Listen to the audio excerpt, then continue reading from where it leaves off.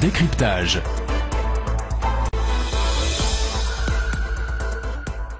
Charles Saint-Aimé, bonjour. Bonjour.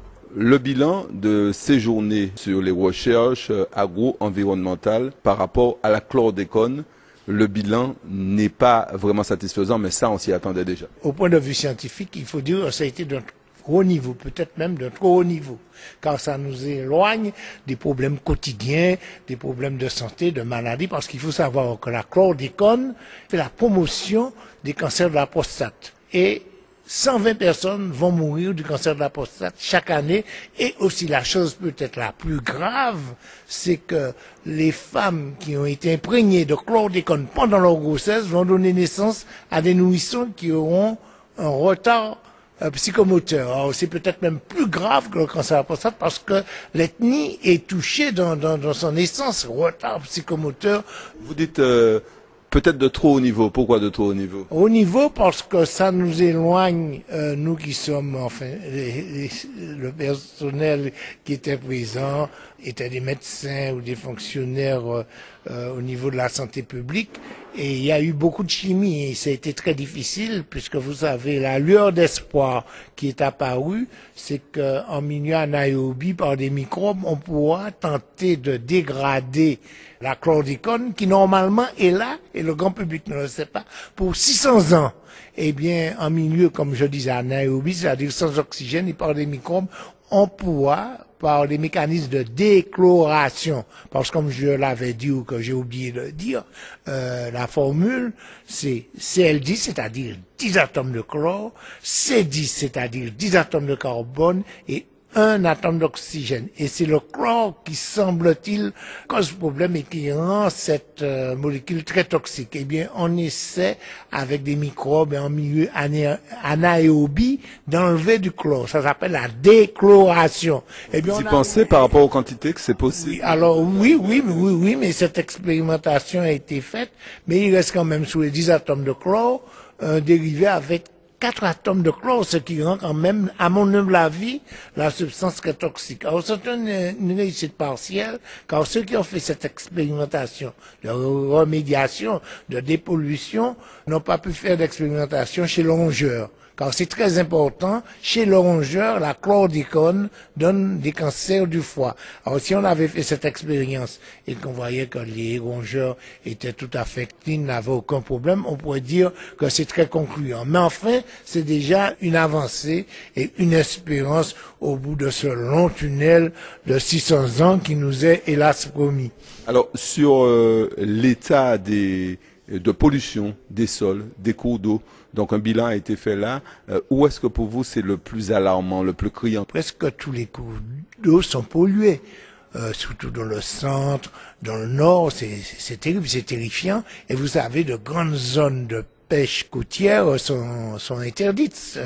Donc, à mon avis, la Martinique vit un drame terrible, c'est terrifiant, car encore une fois, la chlordécone, ça nous donne des cancers. Et surtout, ça risque de rendre bêtes. Il faut dire le mot, nos enfants, nos nourrissons. Ce sont des dernières expérimentations faites par l'INSERM, c'est-à-dire l'Institut national des sciences médicales, donc des choses très sérieuses, avec l'école de Rennes, avec des gens qui travaillent en Guadeloupe, et aussi avec des Canadiens, enfin des choses qui sont, à mon avis, très rigoureuses au point de vue scientifique. Par exemple, pour les enfants, dans l'opération Timoun, on les a filmés. Les Canadiens les ont filmés, ont montré qu'ils n'ont pas l'appréhension qu'il faut, ne savent pas saisir à 7 mois les objets comme ils devraient le faire et qu'ils ont perdu la capacité de reconnaissance par le regard.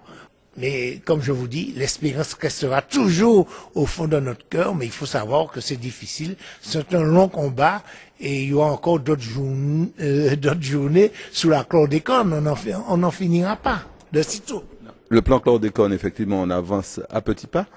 Il y a eu donc ce mercredi ce bilan sur l'état justement de l'environnement, les animaux, le bétail, etc. Et pour l'instant, ce qui manque, c'est un engagement sur l'homme, sur les conséquences, les effets sur l'homme. Eh bien, vous savez, ça va demander de l'argent. Déjà, le dosage de la chlordécone ne peut pas se faire ici. Il faut l'envoyer à Liège. Donc vous voyez comment c'est difficile. C'est un travail difficile. Nous sommes dans un milieu insulaire avec une population. Il y a ce qu'on appelle la masse critique au niveau scientifique. Est-ce qu'il faut faire pression? Est-ce qu'il faut faire pression sur le gouvernement pour que ce travail-là soit fait?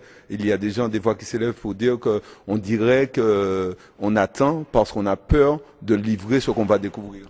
Eh bien, je vais vous dire une chose. Il faut absolument gagner la bataille de la maladie professionnelle. Les agriculteurs qui ont été au contact avec la chlordécone et qui ont développé un cancer de la prostate et avec un taux de chlordécone élevé dans leur sang, eh bien, doivent profiter des lois sociales concernant les maladies professionnelles. Donc, c'est fondamental. Il faut gagner cette bataille. Bon, après, nous allons savoir qui est responsable de tout ça, parce que c'est une catastrophe. J'ai l'habitude de dire, même si ça choque, le peuple martiniquais est passé dans son histoire à travers 3 épreuves. L'esclavage, le colonialisme et maintenant la chlordécone. Je ne peux pas en dire plus. Est-ce que vous pensez que c'est choquant, que justement ce travail que vous faites là pour qu'on aille vers la reconnaissance des maladies professionnelles, un dépistage systématique, en tout cas des gens qui ont été directement exposés. Des indicateurs pour savoir, pour dépister un indicateur de maladies qu'on fera par la suite. On va encore découvrir d'autres choses, car c'est un organochloré. C'est-à-dire il y a du carbone et du chlore. Et au bout de 10 ans d'exposition à un organochloré, vous pouvez faire ce qu'on appelle une translocation de vos chromosomes, 14-18 en l'occurrence, avec un gène dont la promotion, un gène qui s'appelle, si j'ai bonne mémoire, BCL2, qui fait que ce gène va demander aux lymphocytes de se développer à grande vitesse, ce qui fait qu'il y aura des lymphomes. Les organochlorés donnent des lymphomes, c'est-à-dire des cancers, des ganglions. Dans le nord, on pourra voir ça, on commence à le voir. C'est une chose épouvantable, et je dis sans choquer personne, on est face à un génocide chimique. Quand une commission sénatoriale récemment là prend une position après étude sur l'usage des pesticides directement donc par rapport aux utilisateurs et qu'il semble vouloir aller vers une interdiction de l'usage des pesticides en France, vous dites quoi? Pour le médecin que je suis, même si ça vous paraît utopique, quelle est la dose de pesticides qu'il faut? C'est la dose 0. D'ailleurs, le Grenelle 2 avait prévu qu'en 10 ans, on devrait diminuer de 50% l'usage des pesticides. Donc, des gens responsables ont certainement comme horizon que de faire disparaître les pesticides. N'oublions pas, sans vouloir faire de la littérature, que dans pesticide, il y a un suffixe qui signifie tuer, comme homicide, comme fratricide. Le pesticide, c'est fait pour tuer. Pour l'instant, la chlordécone continue à faire des ravages. D'autres pesticides sont utilisés. Vous disiez que c'est un génocide à petit feu. Eh bien, écoutez, il faut prendre des précautions parce qu'il arrive une chose, et là je fais allusion au poète surréaliste qui dit 2 ne font pas forcément 4, ils peuvent faire 5. Qu'est-ce que ça signifie? Lorsqu'on a accumulé des pesticides comme c'était accumulé sur la terre martiniquaise, ce n'est pas forcément une addition, on peut se retrouver avec un effet multiplicateur, c'est une multiplication des effets, l'un peut renforcer l'autre. Or, c'est terrible, c'est une bataille qu'il faut mener, ça peut choquer des gens, mais nous la menons parce qu'il s'agit de la santé du peuple martiniquais, de l'équilibre du peuple martiniquais, de la santé mentale du peuple martiniquais et de son développement, puisque cette molécule atteint le système nerveux, atteint l'intelligence de nos nourrissons. Votre association, elle continue effectivement la bataille sur tous les fronts, contre l'épandage aérien. Sur tous les fronts, nous sommes des gens, je crois, libres, indépendants, nous n'avons pas de conflit d'intérêts et nous sommes face à des puissances qui nous dépassent administrativement, financièrement, mais je crois qu'il faut reconnaître que c'est un travail extraordinaire. Il faut rendre hommage à Madame Josse Pélage et aux autres membres de cette association qui est faite que de médecins d'ailleurs, pour essayer de contrer ce génocide chimique. Et face à vous, il y a assez souvent un argument économique.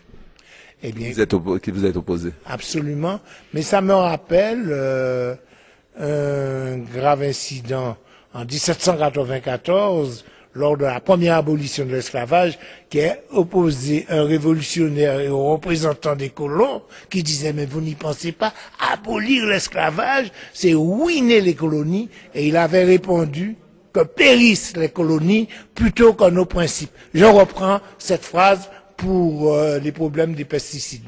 Merci beaucoup, Dr Charles Saint-Aimé. C'est moi qui vous remercie de m'avoir permis de dire comme ça, avec beaucoup d'émotion, ce que je ressentais face à ce drame. Décryptage.